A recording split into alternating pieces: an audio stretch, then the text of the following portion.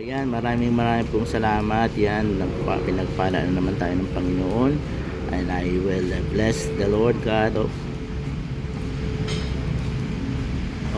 the Almighty. Okay? Dahil yan, napagkalooban naman po tayo ng semi-hard to find na coins. Ayan, 10 piso po. Ayan. Sa mga nais magtanong po, itong 2016 po ha. Ayan, focus natin ng konti. Ayan. Itong po 2016, 2000 at 2014 po ay itong semi-hard to find na 10 piso po. Ang value po nito ay nagsisimula sa ngayon, o sa bagay, hindi pa sa ngayon. Dati po kasi ang presyo nito ay 50 up to 150. Depende po yan sa condition po ng coins. Yan naman po kasi nakabase o nakabase ang halaga ng isang barya. Yung kung gaano kataas po, kung gaano kamahal siya, diyan po nakabase sa condition po. Ito ayan, yung ganitong mga condition,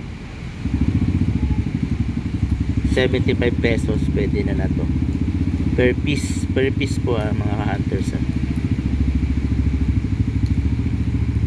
Actually medyo ewan ko, mga 10 pieces na siguro yung aking ganito. Yung iba, actually yung iba nun binili ko eh. Yung iba nga ay hindi pa ganun sobrang maayos ang condition, mas masira pa dito. Kaya lang dahil sa siya ay semi hard to find, siyempre hindi natin yan basta-basta ibibitawan. Okay, dahil yan nga binili ko na nga siya. Hindi kagaya ng silver, kahit na ang silver po kasi kahit na sirang-sira na ang silver, wala namang problema yan. Hindi yan pinagbabasihan ng kondisyon, kundi ang pinagbabasihan po dyan ay yung composition po ng isang barya.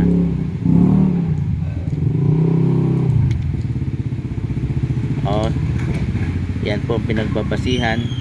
Kaya po ang isang barya ay mahal. Lalo na yung gold, siyempre ang gold, magkano ang presyo ng gold sa kasalukuyan? Ang silver ganun din po, magkano ang presyo sa kasalukuyan? Kaya yan po, sa silver at gold wala pong question dyan. Pero sa mga ganito po na nickel, bimetallical, o yan, bronze, copper, nickel, may question po dyan. Ang presyo po niyan hindi yan kagaya ng sa iba.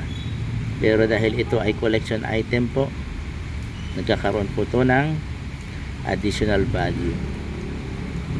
Kaya yan, payo ko lang po sa inyo mga ka-hunters ay check lang po sa mga barya na isusukli sa atin, para ang mga ganitong semi hard to find ay hindi mapalampas at hindi na natin maibili.